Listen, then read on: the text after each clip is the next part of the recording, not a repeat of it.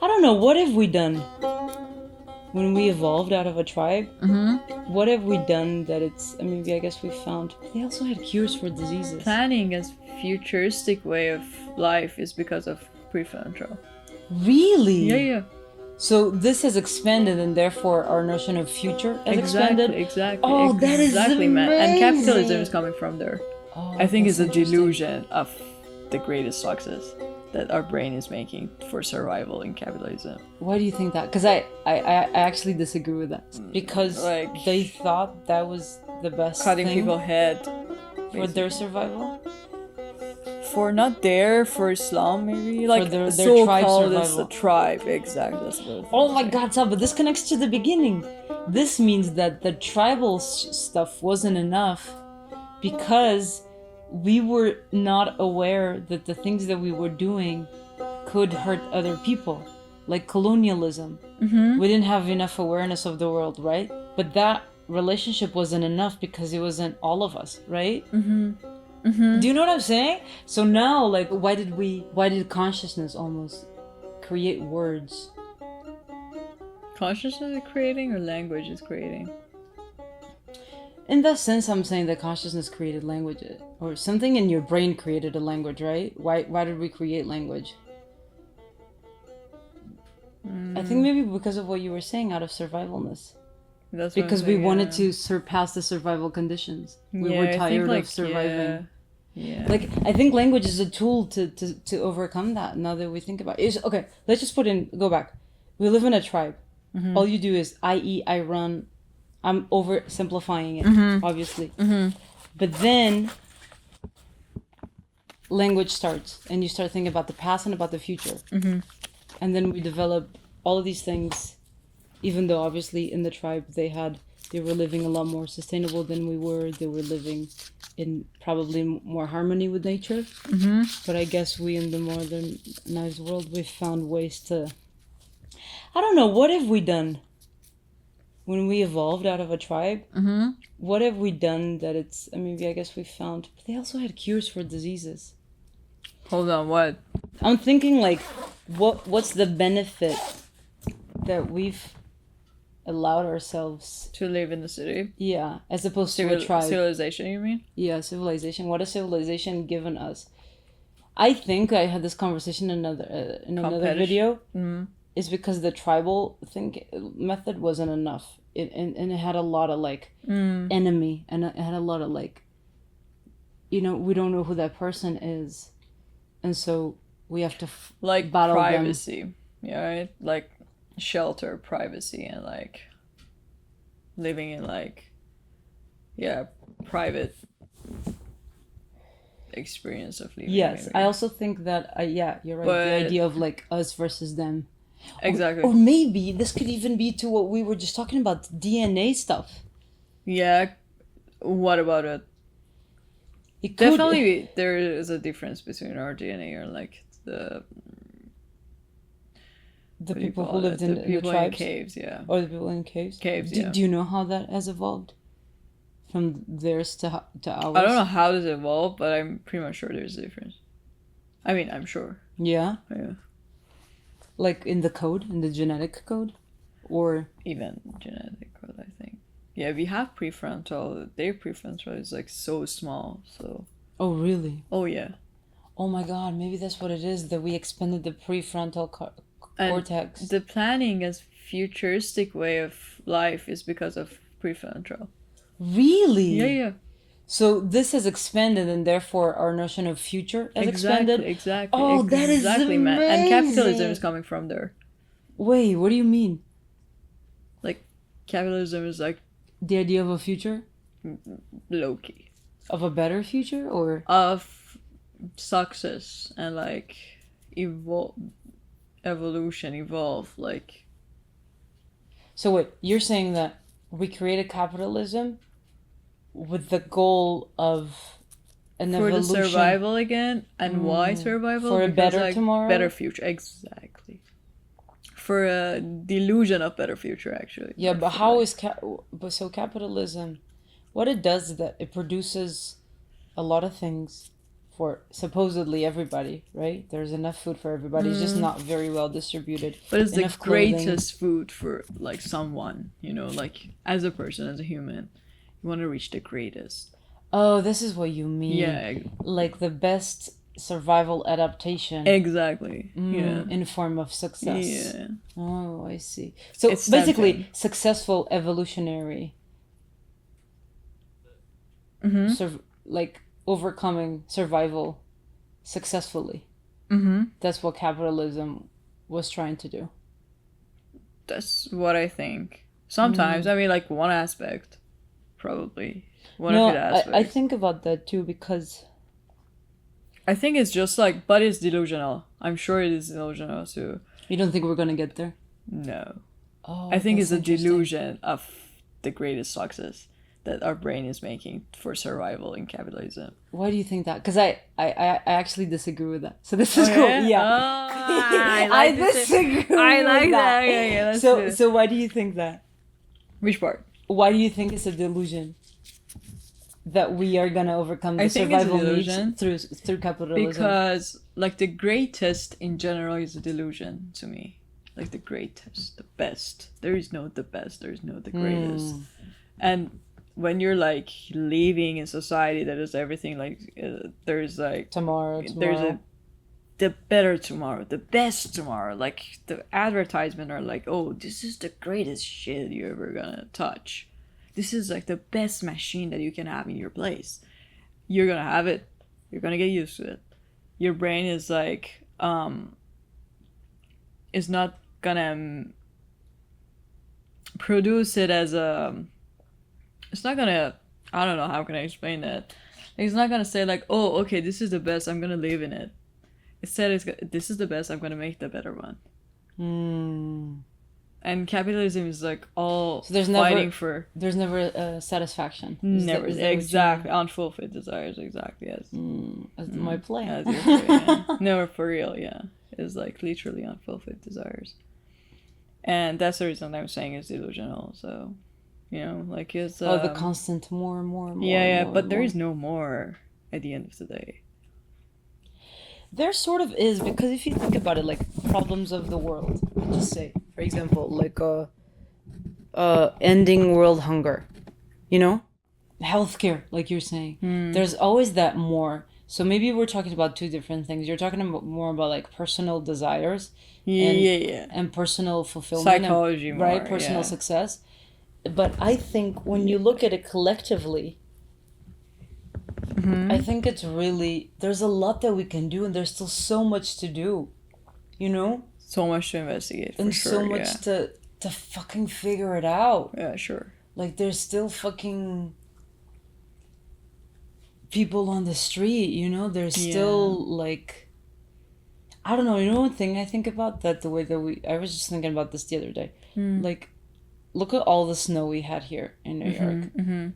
And how much of that was like wasted, or it got so dirty because it was like on the side of the road. Right. Like how much water, and then we talk about shortage of water, but then there's all of this snow. It was so much fucking snow. That was a lot. You know what I mean? There is so water bad. for.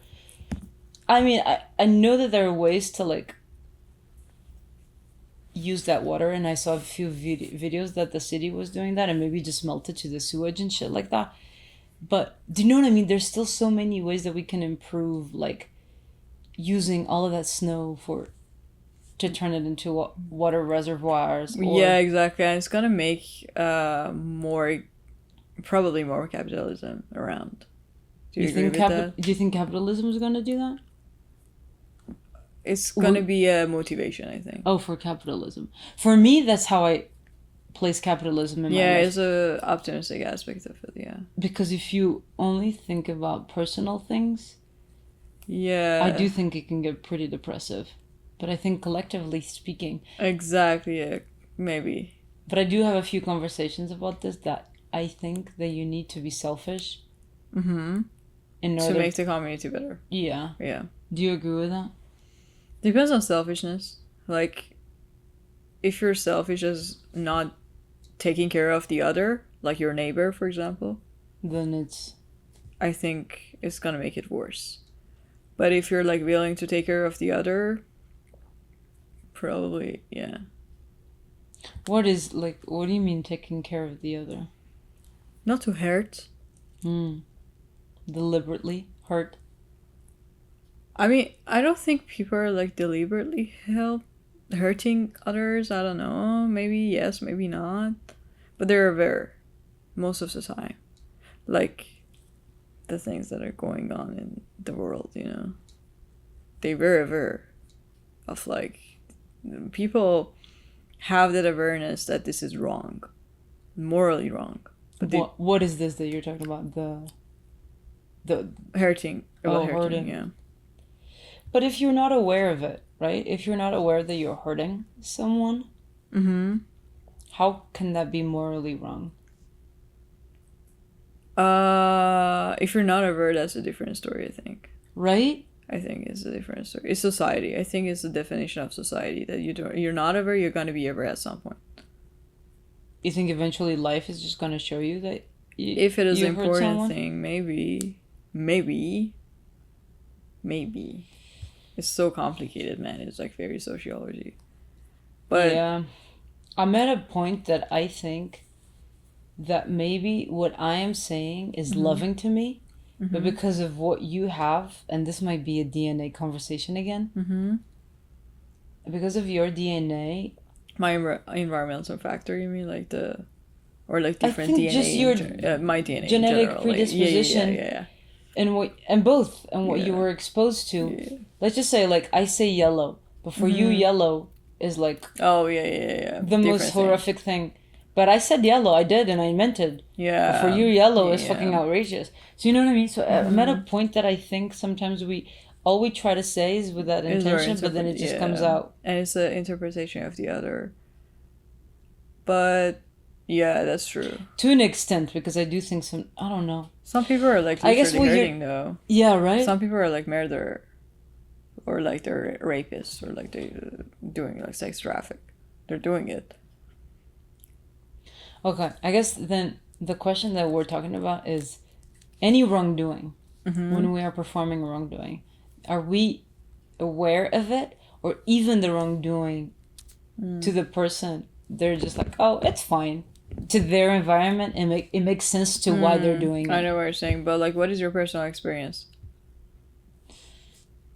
I think I've never, maybe I'm wrong, but I think even if I hurt other people, I think I was putting my interests before that because of my survival in that case.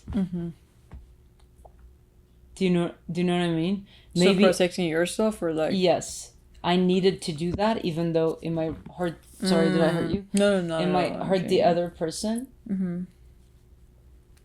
I know what you're saying. Because that was beneficial for my survival and my well-being, I did it anyway. This is like very stoic, I think. Damn, that is really cool actually, because that means that everybody's basically doing that. Yeah.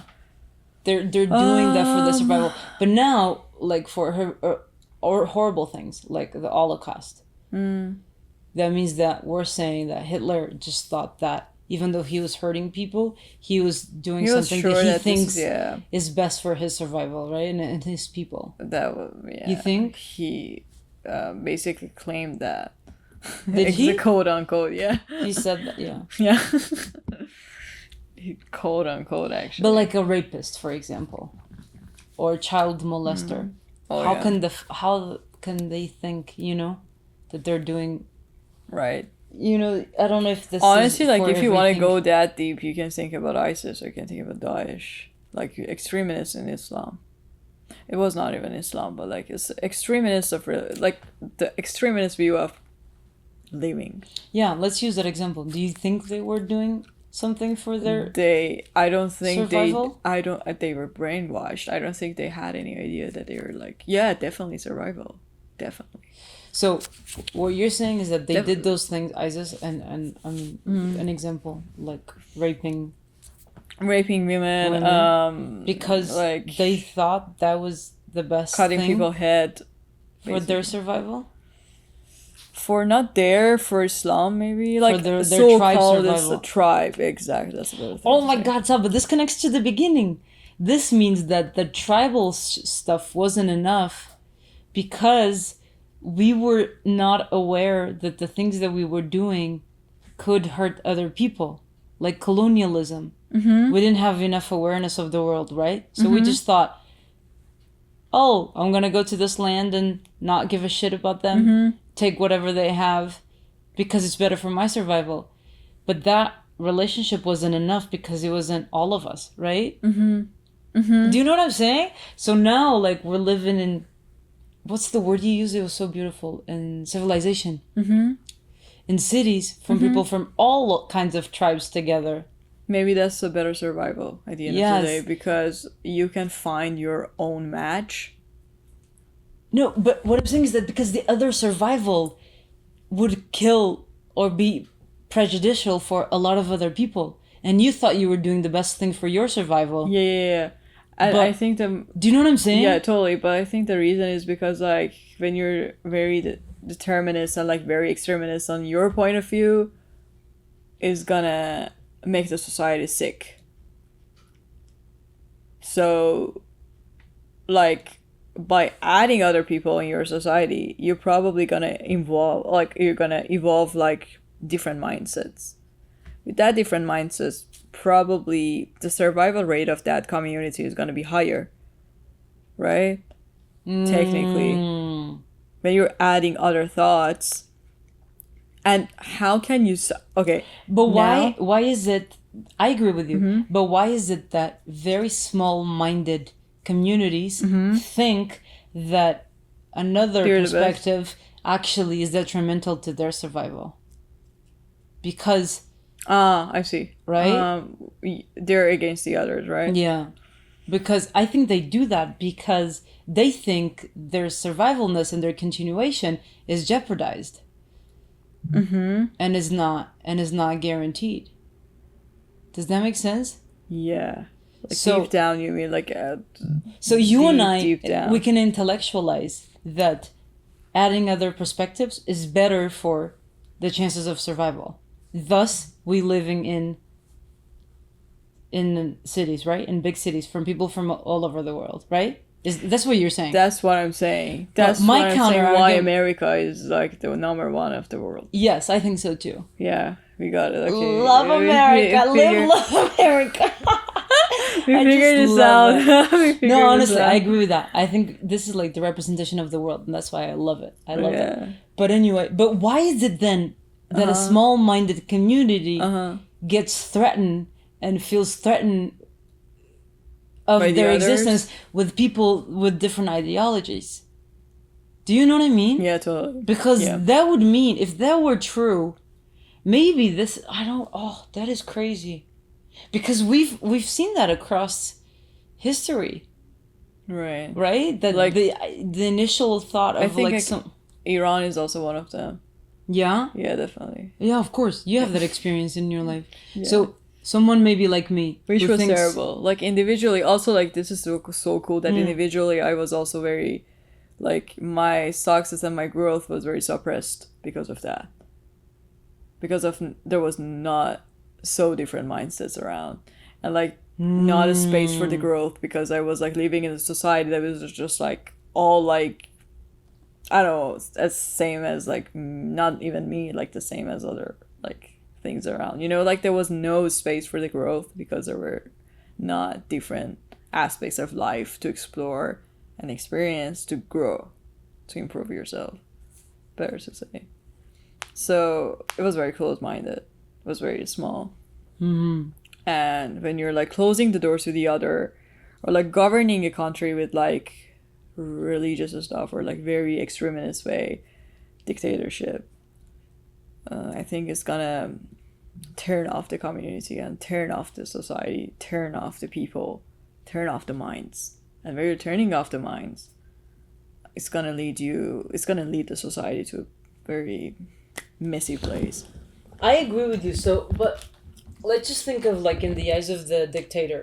He probably wants the most amount of time for your country to survive, right? I don't think so. You don't think so? I think he wants the power. Okay, but his power comes from the people, right? Or from governing the people, or like being on top. Basically, right? Being governing the ground. okay, but he needs the bottom, right? Otherwise, the hierarchy would. Do you know what I mean? I'm just trying to like think. Say. So he's here, right? Yeah. He's in the top of it. Yeah. But he needs the bottom, otherwise this shit will fall, and he doesn't have anything. Meaning that he needs his people. He needs his people to be fed. He needs people to have babies. He needs people because so it why he needs rejuvenates. people? You think? Because otherwise the country wouldn't exist, and the country would be exist with less people. Okay, but even with less people, he cannot afford to not have anybody, right? He cannot afford for there to be 20 people. He can live with the tribe of him, even just 4 people. Why not? But because he would not be rich. His money comes from the taxpayers, right? No, it's coming from the oil. But who extracts the oil? He's not gonna go there and extract the oil himself. You know what I mean? The tribe, you can have your tribe with like less people, but you can. Honestly, it's like a little bit different, I think. So you don't think he has any interest in keeping some people alive? This is what I'm trying to say. Just the fans? Yeah. Okay. This is dictatorship. Okay, and just one mind. Okay. Just one mind alive, you know? But my point is like if he had no fans, there would be no dictatorship. That would cease to exist. He would die, right? Or like the ideology would die. Yeah, that's true. I think so. He needs at least a certain amount of people. He needs a conflict too. To be alive. Oh my God! You just hit. Which is bad. Which is not. No, you just did. Ding ding ding ding ding ding. No, Saba, you just answered my question. You literally just answered the question. Really? Yeah. There you go. Are you fucking genius? Okay, yeah. Are you ready? I'm even gonna like adjust this. Are you ready? Yeah. So you said. No, I asked, but why is it that slow-minded people? Oh shit. No, let me rephrase that. I don't want to use that. Why is it that not slow? No, the slow one is a small. Narrow-minded groups tend to avoid or to be really reactive to people who come from different cultures, right? And to different ideologies. If it has been proven that the more perspectives and the more of the thoughts, the better chances of survival. And what you said is that because the probability of that hierarchy and that ideology sustaining is lower with the new mindset. Yeah, exactly. That is why. Sorry. Well, we figure out the world, I think. No, not the world, but like that is Iran, why. America, It's because the right, the old system, like if let's just say, so what you're saying basically, if there were as many people in Iran as there are in the United States from all over the world, the dictatorship would not exist. It would be almost impossible. Because of all the different perspectives, all the different people, the different energies. Is that what you think? Yeah. Like the dictatorship is only continued and stimulated because of the people stay. Oh shit! That's the definition of dictatorship. Enclosing the people, like the thing that Hitler was doing with the Holocaust. Who? Hitler. Oh. Just the to maintain the Aryan gene. My essay that I told you about that I just wrote is about that, how like our social classes are now so divided that there's no relationship between the three, that the higher, middle, and low. That when you have that, and especially in biology, when everything is enclosed and insulated, meaning that you don't there's no organic relationships between the three, you start having parasitism in each class. Oh jeez, yeah. So that's why this happens. So parasitism. Small group again, yeah. Oh well. So it's 3 different ones instead of being a whole system, always rotating. Because that's what it happens in biology, and we have 3 completely different ones. You know what I mean? Yeah. So you have parasitism in all of the. The parasitism relationship in biology. 1 plus 1 minus symbiosis. The three. Do you know that? The symbiosis. Yeah. The three relationship, commensalism and Yeah. I see. I got it. Okay. I don't even know if it's true, but it does make sense that if there's no flow, right? If there's no, like, there's only, like, let's just say lower class only, like, behaves with lower class in the middle, or especially this high one that only operates with the high, then it being kept somewhat closed that it becomes a cycle of constant parasitism.